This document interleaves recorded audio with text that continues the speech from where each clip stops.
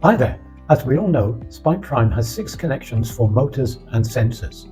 We need 2 motors to drive around, which leaves 4 connections for line following and all other functions. Depending on what the robot has to do, you could have 4, 3, 2 or 1 line follow sensors available.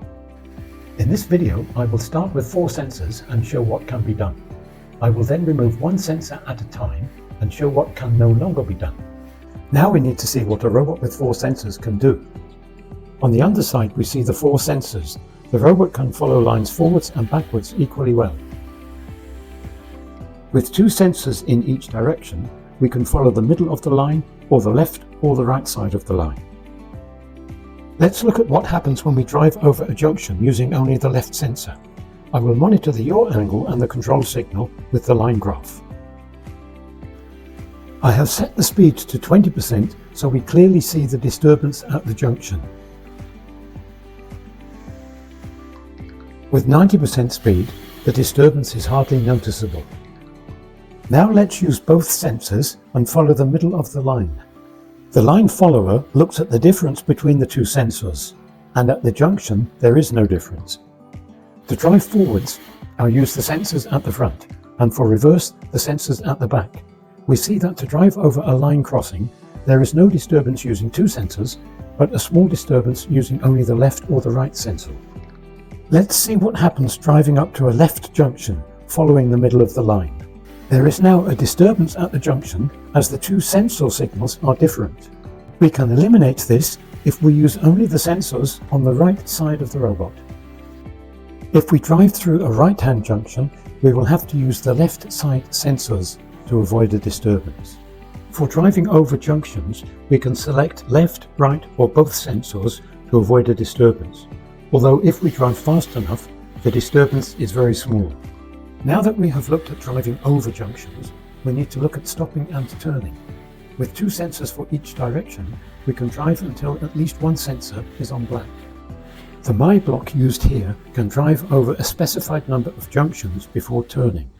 I will give details later in the video.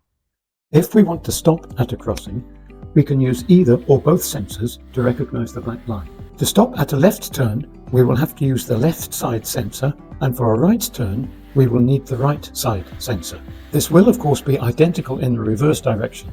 Now we have seen what can be done with 4 sensors, I will disconnect one and see what the difference is. I now have only the left sensor at the front, so I can only follow the left side of the line. I can turn left at a left junction, but I can't turn right at a right junction. At a crossing, I can still turn right using the left sensor. So with 3 sensors, we have lost some capability in one direction. You can only follow one side of the black line, and your turning is limited. Depending on what the robot has to do, you can make this forwards or reverse. Let's now go down to 2 line sensors. This robot completed WRO 2023 in 2 minutes. You can see that both sensors are at the front. You could have 1 sensor at the front and 1 at the back. This robot reduced the WRO 2023 time to 90 seconds. The best sensor configuration to use depends on the task you have to do. For WRO 2023, line following forwards and reverse gave me an advantage. If the 2 sensors are at the front, we can carry out all stopping and turning functions, but only in one direction. A 180-degree spin turn to change direction could be a good idea, but it depends on what you are trying to do. So for 2 sensors at the front, we have no limitation forwards, but cannot line follow backwards. With 1 sensor at the front and 1 at the back, we can line follow forwards and backwards, but have some limitations on which way we can turn. Now we can look at what is possible with 1 line follow sensor. This robot completed WRO 2023 in 68 seconds by carrying all the containers at the same time. Using a separate motor to release the containers leaves only 1 sensor for line following. You have to choose the right or the left side of the line to follow to give the best advantage. I have tried driving forwards and backwards with the same sensor. It was just possible, but not really usable. Driving and looking forwards is easy. Reversing, but still looking forwards, is very different. The front sensor on a robot is like the driver's eyes looking ahead.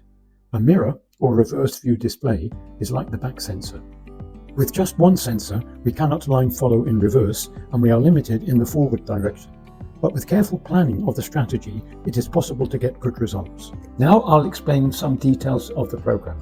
Here is the main program, which first sets up a few starting conditions, and then uses some my blocks to move the robot around. The robot turns using this very simple my block. A positive angle gives clockwise rotation, a negative angle gives anti-clockwise. Parameter speed sets the speed of rotation. Here is the my block used to drive forwards with sensors C and D. To keep it simple, I used a separate my block to drive in reverse using sensors E and F. Here is the first part of the my word to drive forwards. Speed is set between 0 to plus 100%. LMR selects left side, middle or right side of the line to follow.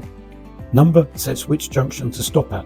For example, a value of 2 would drive over one junction and stop at the second. In the second part of the my word, we move with the proportional line follower, and then if the robot has reached a junction, we increase the junction variable by 1. If junction equals number, we will exit the repeat until loop. We then move forwards a short distance so that the center of the robot is at the junction. Here we see the robot carrying out a sequence using the spin, turn and stop black LMR my blocks. This my block is used with sensor C at the front to move forwards and sensor E at the back for reverse. If speed is positive, we select sensor C at the front, and if negative, sensor E at the back. The variable sign changes the control direction.